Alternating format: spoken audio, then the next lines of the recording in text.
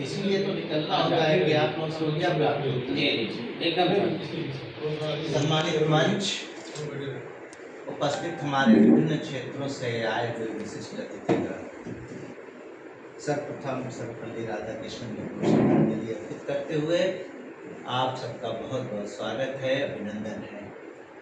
चर्चा चल रही थी शिक्षा और शिक्षण व्यवस्था। निश्चित रूप से समय के अनुसार अगर आप अपने को बदलते हैं तो आप कामयाब हैं, और समय के अनुसार आप अपने को नहीं बदलते हैं तो जड़वत हैं। अभी एक चर्चा आई दंड।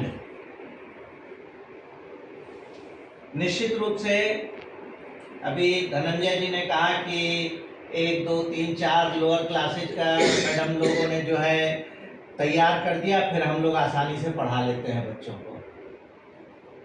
ऐसा नहीं है। वात्सल्य चाहे माँ हो चाहे पिता हो, दोनों का संवेद होता है।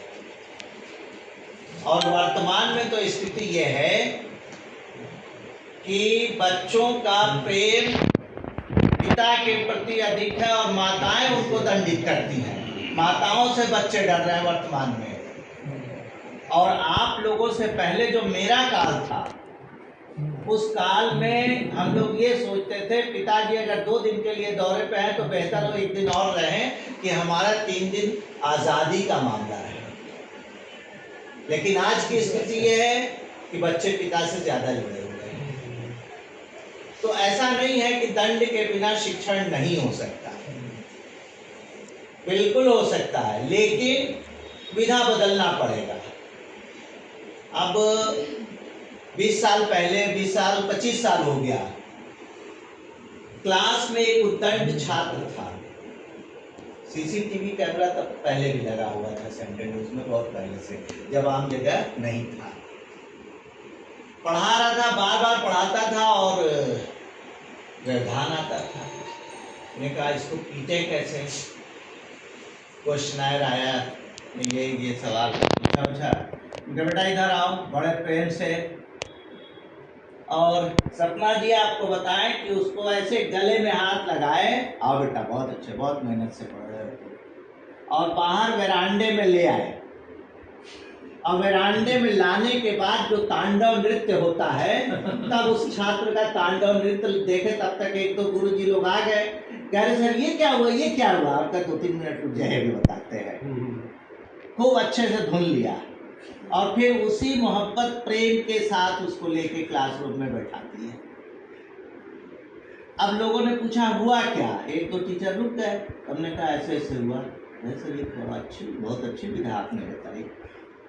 तो देखिए, आप अपने समय के अनुरूप निर्णय ले रहे हैं तो सक्षम हैं, कोई भी व्यवस्था दे सकते हैं। आज धनंजय जी, बेसिक की कितनी बुराई होती है, बहुत बुराई है। और क्यों है आप ये बताइए। मर्जर हो रहा है 50 बच्चों वाला, अगर ये टीचर 10 बच्चा नहीं ला पा रहा है तो ये अफसोस नहीं, निंदनीय है कि हम 10 बच्चा गांव से नहीं ला पा रहे हैं, तो कहीं ना कहीं पहले मेरे अंदर कमी है।